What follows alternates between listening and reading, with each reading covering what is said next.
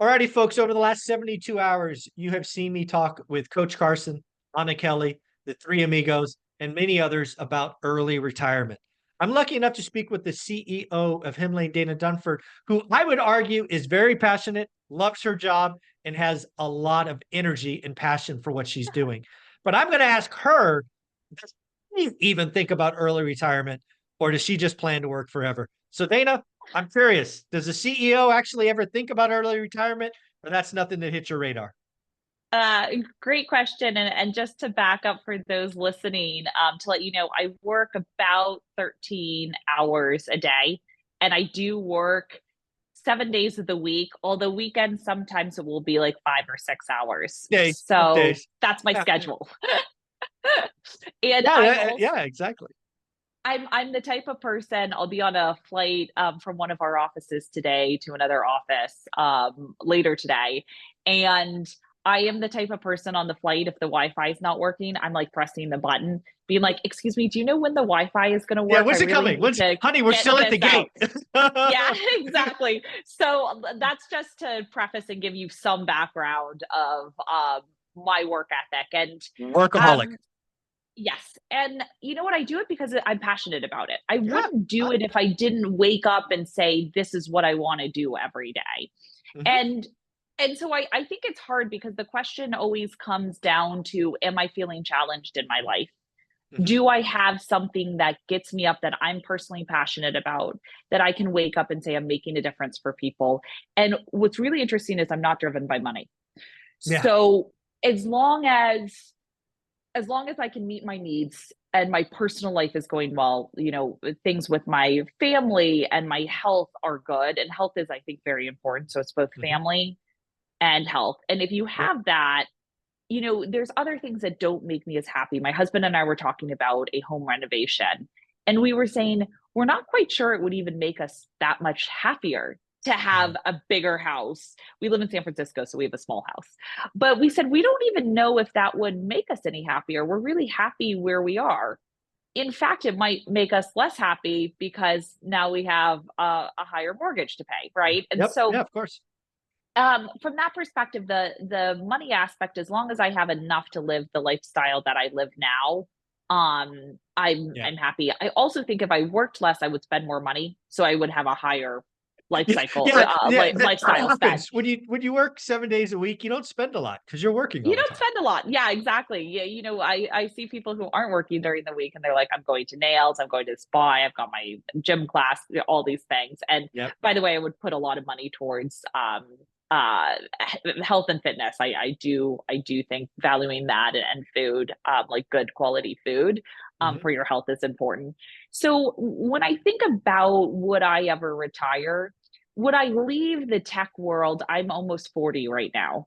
So would I leave the tech world and go do something else? Absolutely. Would I go and just manage our real estate investments and pick up more? Absolutely. I think all that stuff is actually fun to me. But at the same time, I don't think I would ever say I'm not going to do anything. Like I'll go to a beach Yeah. and just sit That's around. That's Yeah. that's the key because that's one of the things because I know a lot of type A folks who work 7 hours or 7 days a week. I was one of them, frankly. Mhm. And what I can tell you is we are not wired to play golf every day, go to the beach it's not we have to feel like we're contributing. But that's where the Yes. magic comes in. You can Yeah. feel like you're contributing at lots of things. You could be a soccer coach. You could help people learn how to read. I mean, there's lots of things you could do that aren't money oriented that still fills your cup. Because that was the thing that I had to figure out was after quitting in a huff. Um, how was I gonna how dude, I almost got a job because I couldn't figure out how to contribute. And yeah, I think this notion of early retirement, I'm gonna watch TV or golf every day is so misguided. If you exit in your 40s, you still have at least 20 years of true energy and passion ahead of you. And if you take care of your health, probably 40 years. Yeah. So, yeah, the early retirement doesn't mean you don't work. It just means your work is different, right? Exactly. And it's that passion. Like I myself couldn't say, great, well, I'll still, like I'll read books every day so that I'm educated. For me, it's like, well, what's the purpose of reading those books? Am I at a dinner party talking to people about what we read, and or am I sharing that knowledge elsewhere? So I think from that perspective, it is really making sure that there's some sort of contribution. And it could be with, I haven't gotten involved in government or education, like politics or education, but those are two where I'm like, I'm very passionate, not at like the federal level, but actually at your local Yeah, local. Yeah. level, what we could do, what I could do there. And for me, when I go into something, I go really hard into it. I'm all in. Yes, So you're it's all in. not like I spread myself thin. Yeah. And so from that perspective, it's like if I were going to do that, I would need to go all into it and really understand it and what could I do to make a difference and all of that. And so yeah, I think for now, like I'm having so much fun in tech. I can't imagine going into anything else right now, but will that change? Absolutely. And Yeah, then, I think there's I want to run this by you because I think what people fail to realize is we have seasons, right? You're in a season right now that's lasted years and likely will last more years, but at some point that season will end mhm. and there will be a new season and new things and new stuff to accomplish. Like I have I don't know anyone, maybe you do. I don't know anybody who could hold a 7-day work week legit like you do for multiple decades. Right? You're not going to be 62 and still doing this. It's unlikely. Yeah, could be. Could be. I was gonna say I think of my mom and she does. Oh, So okay. All right. Maybe it's in your DNA then. Okay. could be.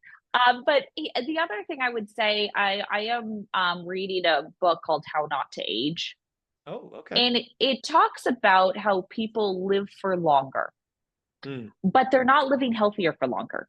So you're extending your life, but just those unhealthy days.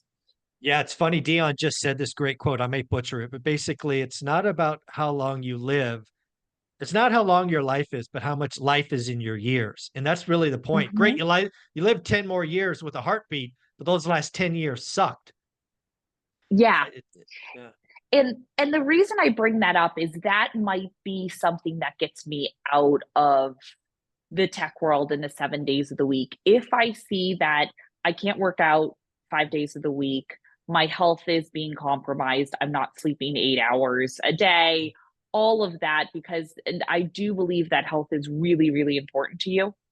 And so while I work a lot, I also, it's like workout, sleep, Yeah. It's a there's routine. family time. It's a routine and a very structured routine. But if I get out of that structured routine and I find that my health is being compromised for my long term benefits, that would be something where I'd say maybe I need to change my lifestyle a little bit, which Mm, means changing my work.